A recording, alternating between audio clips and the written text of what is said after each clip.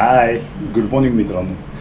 आपण आज फिरायला जायचं आहे आणि आपण फिरायला जायचं एक जबरदस्त असे 2 किंवा 3 किल्ले. माझ्याकडे तसे 2 दिवस आहेत, सुट्टी आहे. आणि तुम्हाला माहिती आहे ॲज युजल सुट्टी असली की मी आणि माझी बाईक धूम. तर जाण्याची सगळी पूर्वतयारी केलेली आहे. ग्लोव्ज वगैरे वगैरे, रायडिंग किट सगळं घेतलेलं आहे. बाईकवरच जाणार आहे कारण बाईकवर मजा येते. इवन बऱ्याच गोष्टी एन्जॉय करायला मिळतात. ऊन लागतं, पाऊस लागतो, वारा लागतो, थंडी लागते आणि त्याच्यासोबत अनुभव मिळतात. ते ठिकाण फील करता येतं. तर आज आपण जाणार आहे कर्नाटकातील 2 ते 3 खूप सुंदर असे किल्ले पाहायला. माझ्यासोबत कनेक्टेड राहा. Stay with me on life in wild life new मगान.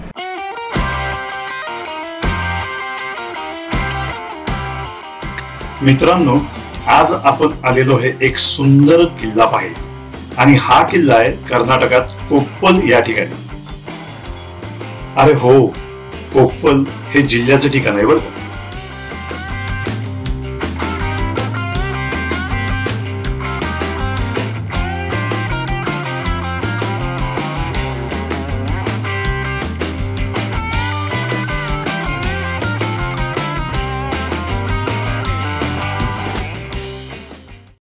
Good morning मित्रांनो, आज आपण आलेलो आहे.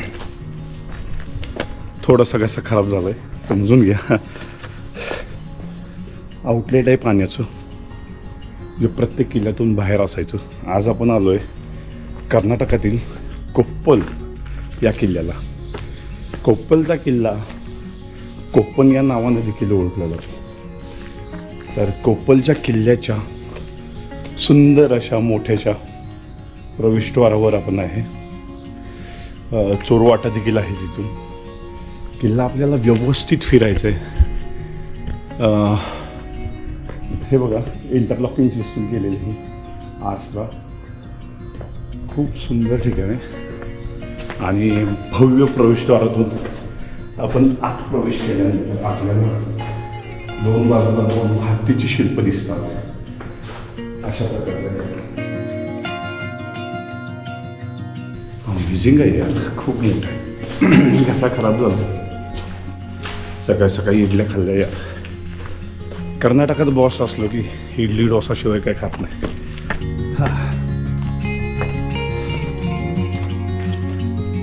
काय अप्रतिम बांधकाम आहे यार. केवढं मोठं आणि ह्यूज आहे. केवढं ह्यूज आहे ते.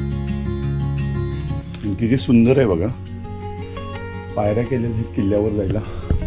किल्ला संपूर्णतः रॉक फॉर्मेशनमध्ये आपल्याला वर जाऊन पाहायचं आहे. मी तर जाम एक्सायटेड आहे. ओ माय गॉड, हा पहा, सरळ रॉक आहे. आणि भल्या पहाटे सकाळी उठून मी आलो कोप्पलचा किल्ला पाहिला. तसा सूर्योदय झाला आहे. मी काल रात्री उशिरानं आलो. इथं बहुधा पहारेकऱ्यांच्या देवाडे असतील.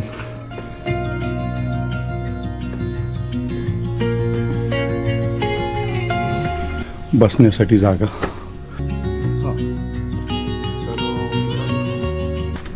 दुपारनंतर निघालो. हार्डली कोल्हापुरातून 3-3:30 वाजले असतील. कोप्पलला पोचलो 8:30 ते 9च्या दरम्यान. साधारणतः 6.5-7 तासाचा प्रवास आहे हा. त्याच्यानंतर आलो, रूम बुक केली आणि झोपून टाकलो.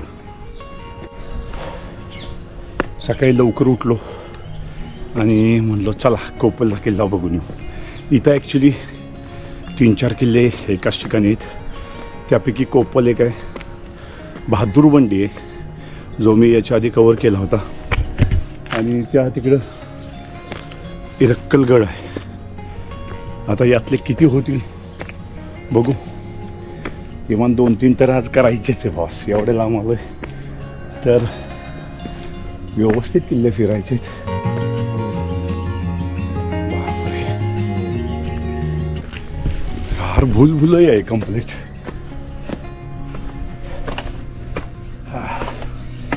किल्ल्याच्या पायऱ्या बघा ना, 1-1, 1.5 फुटाच्या आहेत. आणि अशा पद्धतीचं तिसरं 1 2 3 4 चौथं प्रवेशद्वार आहे. चौथ्या प्रवेशद्वारातून मी आज चाललो आहे. किल्ल्याच्या बाबतीत एक दुर्दैव म्हणावं लागेल. किल्ला शहरात आहे, त्याच्यामुळं शहरातली 1-2 किल्ल्याच्या आजूबाजूला ज्या वस्त्या आहेत त्या वस्त्यातली काही लोक प्रातविधीला किल्ल्यातच येतात. ती दिसली तुम्हाला, कॅमेरा बघितल्यावर घाबरलीत.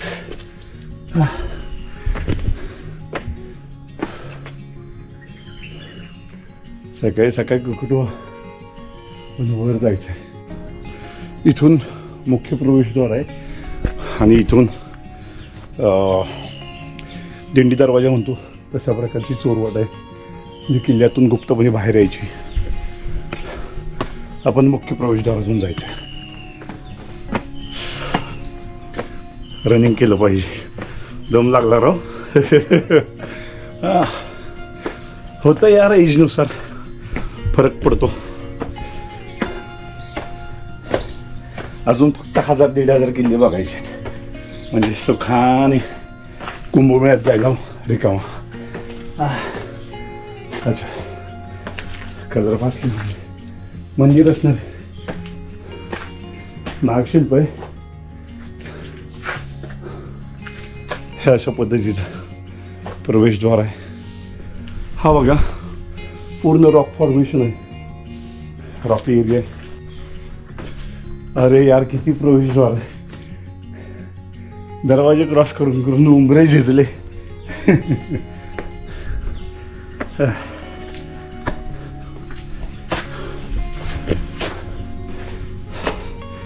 फायनली किल्ल्याच्या वरती आलो आपण. अरे बापरे, इथं खूप मोठा तलाव आहे. म्हणजे ओ माय गॉड. अजून वरती नाही, अजून 4-5 प्रवेशद्वार असणार आहेत. तो किल्ल्याचा टॉप आहे आणि आपण निघतोय.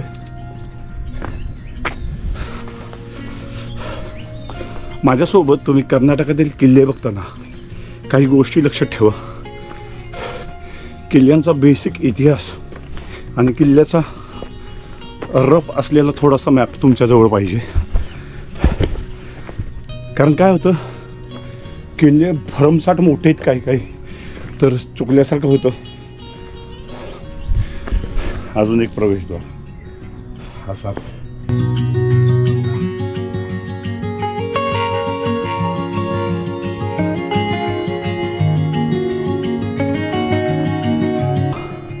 सिंहाचं शिल्प आहे आणि खूप चांगल्या पद्धतीनं. इथे एक सिंह आहे, इथे एक सिंह आहे. हे बांधकामावरून वाटतं मंदिर किंवा एखादी खोली असावी.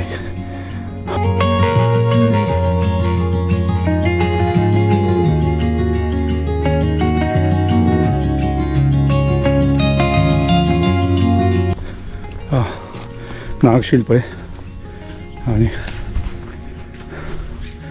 म्हणलो ना मंदिर असं वाटतंय. प्रॉबब्ली गणपती आणि आजूबाजूची नक्षी बघून वाटतं शिवमंदिर असावं. दुर्दैवानं आत काहीच नाही.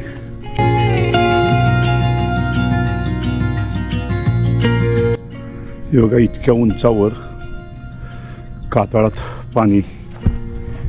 वाव. असं मानलं जातं की रामदेवराय कृष्णदेवराय यांच्या कालखंडात हा किल्ला बांधला. पण किल्ला बांधला नेमकं कुणी याच्याबद्दलची बरीच मतांतर आहेत. त्यानंतर आपले छत्रपती शिवाजी महाराज यांच्या कालखंडात किल्ला मराठ्यांच्याकडे आला. बराच काळ राहिला होता. त्यानंतर टिपू सुलताननं जिंकून घेतला आणि या दरम्यान किल्ल्याला खूप मोठा इतिहास आहे. बंड झालं, देसाईंचं बंड झालं. त्याच्या व्यतिरिक्त किल्ल्यावर जे प्रसंग घडले ते प्रसंग स्टेप बाय स्टेप मी तुम्हाला सांगतच जाईन. हा किल्ला टिपू सुलतानची जी सगळी सेना होती त्यांना शस्त्रास्त्र पुरवण्याकरिता वापरला जायचा. त्याच्यामुळे किल्ल्याला अनन्यसाधारण महत्त्व होतं आणि म्हणून एवढी प्रोटेक्शन आहे की शस्त्रास्त्राचा सर्वात मोठा साठा इथं असायचा कोप्पलच्या किल्ल्यावर. आपण किल्ल्यावर ऑलमोस्ट पोहोचलो आहे.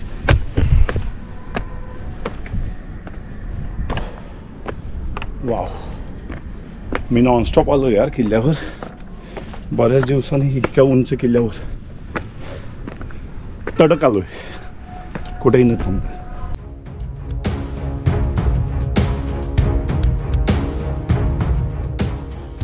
पहिल्या स्वातंत्र्य युद्धाच्या जवळजवळ 4 दशकांपूर्वी कोप्पल येथे स्वातंत्र्याच्या ठिणग्या पेटल्या होत्या. कोप्पल येथील एक आणि बहादूरबंदी येथील 2 किल्ल्यांवर ब्रिटिशांविरुद्ध लढाया झाल्या. हे भव्य किल्ले आजही देशभक्ती, बलिदान आणि हौतात्म्याचे प्रतीक आहेत.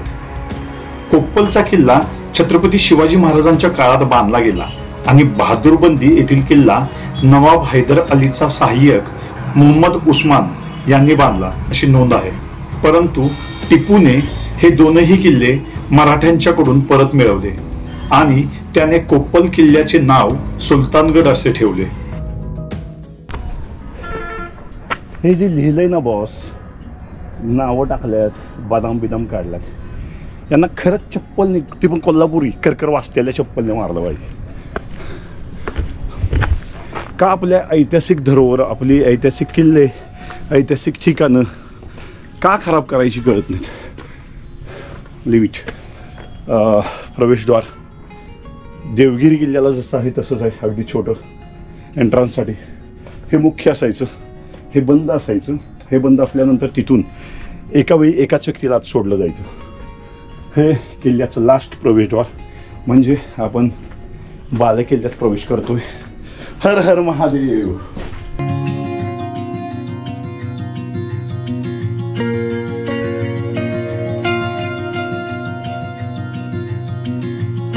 किल्ल्याचा जो मुख्य बुरुज आहे त्या बुरुजावर आपल्याला जायचं. इथं पाण्याचा साठा आहे बघा.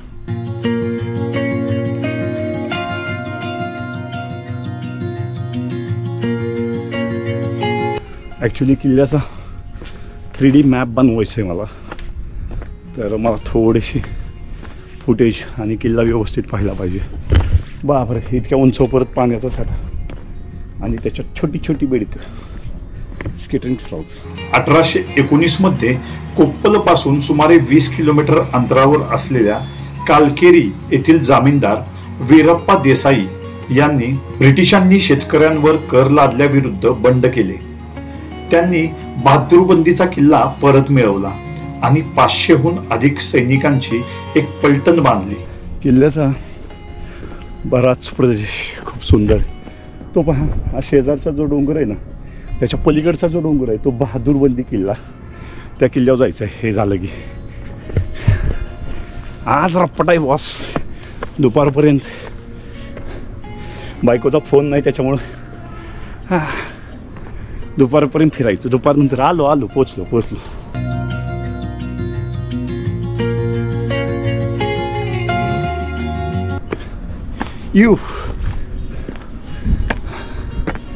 पोचलो बाबा फायनली. किल्ल्याच्या टॉपला आलोय.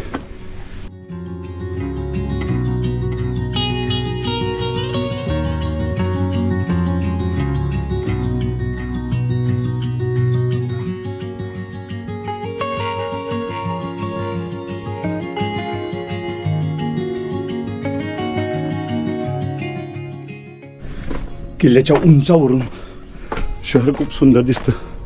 आपण त्या टेहाण्याच्या बुरुजावर जाणार आहे, कारण की इथून मी पाहिलं तर मला या भागातून थोडे फुटेज पाहिजे, शूट पाहिजे.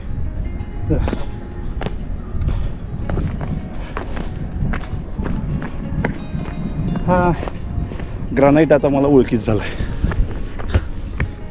बॉस. मधुगिरी केल्यानंतर आहेत ना आणि चंद्रहाना केल्यानंतर असले ग्रानाईट तुम्हाला पाठवतात. हां असे आहेत यार. आठवणीनं व्हिडिओ बघा, मी आय बटनमध्ये लिंक देतो आहे. मस्त आहेत आणि अमेझिंग किल्ले आहेत. पाण्याची एक बॉटल सोबत ठेवा. मी बॅगेट हे पॉकेटमध्ये ठेवली, कारण की वरती पाणी नाही आहे, पिण्याच्या पाण्याची सोय नसल्यामुळं तहान लागली तर अवघड होतं.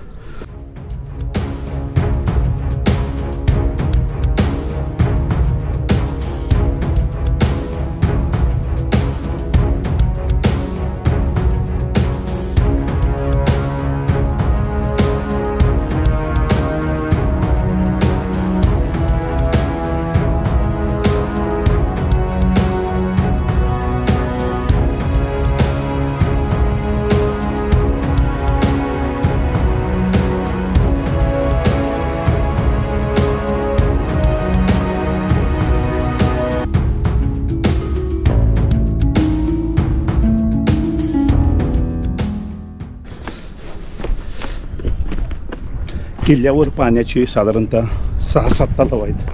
त्यापैकी 1, 2, 3, 4, 5, 6 आणि खाली 7 असे 7 तर मला पाहायला मिळाले. इथं किल्ल्याचा देखरेखीचा पॉईंट होता, म्हणजे टेहाळणी बुरुज, हा देखील टेहाळणी बुरुज होता. किल्ल्यावरचे बांधकाम होतं ते हे होतं, जे म्हणजे महाल किंवा राहण्याची जागा जी होती ही बांधकामाची जागा होती. आणि त्याच्या व्यतिरिक्त त्या किल्ल्यावर जसं मी तुम्हाला दाखवलं की मंदिरं होतीच, काही प्रार्थनास्थळं आहेत. सध्या स्थितीला मशीद एक तिथं दिसलं मला. तर अशा पद्धतीनं संपूर्णपणे ग्रानाईटमध्ये हा बांधलेला किल्ला, ग्रानाईटच्या टॉपवर बांधलेला किल्ला आहे आणि खूप सुंदर आहे. किल्ला व्यवस्थित पाहून आपण परतीच्या प्रवासाला निघतो आहे, कारण की माझ्याकडे किल्ला पाहिला फक्त 2 ते 2.5 तासच होते. मला दुसरा किल्ला पाहायचा आहे. हे बघा ना, बांधकाम वगैरे दिसतं इथं आणि किल्ल्यावर इथं एक शिलालेख आहे. आपण किल्ला फिरून कोप्पलला बाय बाय करायचं आहे, कारण की आपण पुढचा किल्ला पाहायला जायचं आहे. अरे हो, एक वाट दाखवायची राहिली. हा किल्ल्याचा एंट्रन्स म्हणजे कोप्पल किल्ल्याचा मुख्य दरवाजा, बाले किल्ल्यात प्रवेश करण्याचा, त्याच्या शेजारी ही छोटीशी वाट आहे. ही वाट एका वेळेस गर्दीनं सैन्य आत घुसू नये म्हणून असायची. इथून एक लोक सोडले जायचे आणि आतमध्ये लोक तलवार घेऊन बसलेले असायचे, कारण की मी तुम्हाला दाखवतो एका वेळी एकाच माणसाला तिथून जाता येतं आणि ते देखील खूप नॅरो वाट आहे, म्हणजे वर खाली लागतं आहे. माझी बॉटल पडली अशी, आणि अशा वाटेतून तुम्ही येता. त्याच्यानंतर आत आल्यानंतर सैन्य मारून टाकायचं. बॉटल पडली बॉस. अरे बाय द वे, बॉटल घेऊन किल्ल्यावर फिरायचं नसतं, बॉटल किल्ल्यावर टाकायची नसते. फिरलं तर चालतं पण किल्ल्यावर टाकायची नाही. ही बॉटल म्हणजे मी नेमकाच बॉटल विसरलो, त्याच्यामुळे विकत घेतली आणि आलो आहे, परंतु ही मी हॉटेल रूमवरच ठेवणार आहे. तेवढी काळजी आपण घ्यायची यार. आपले किल्ले आहेत, आपला देश आहे, आपली संस्कृती आहे, आपलं कल्चर आहे, आपलं हेरिटेज आहे, तर ते आपण जतन करायचं, जपायचं. हे बघा, इथं एक बांधकाम आहे किल्ल्याचं. इथं देखील मोठं बांधकाम होतं वाड्याचं. तिथं मशीद वजा काहीतरी दिसते.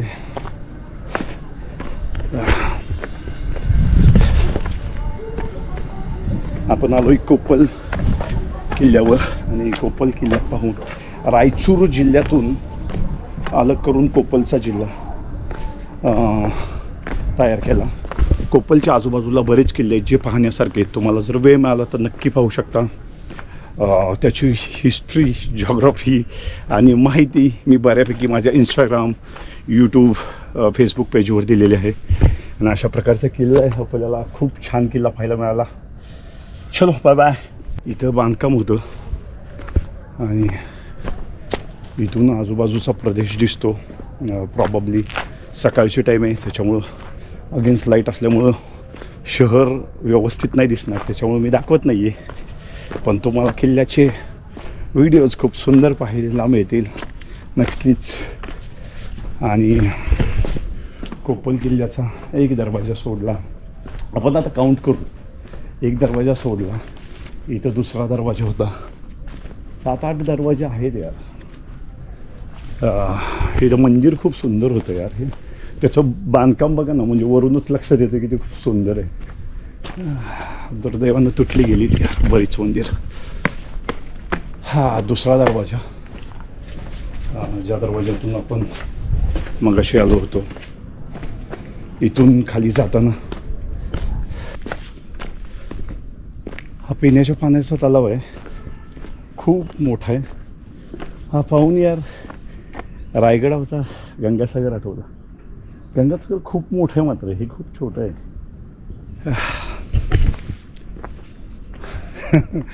रायगड शब्द काढले की कधी एकदा पोचतोय असं होते. अरे यार किती वेळा बघितला ना रायगड तरी मनच भरत नाही यार.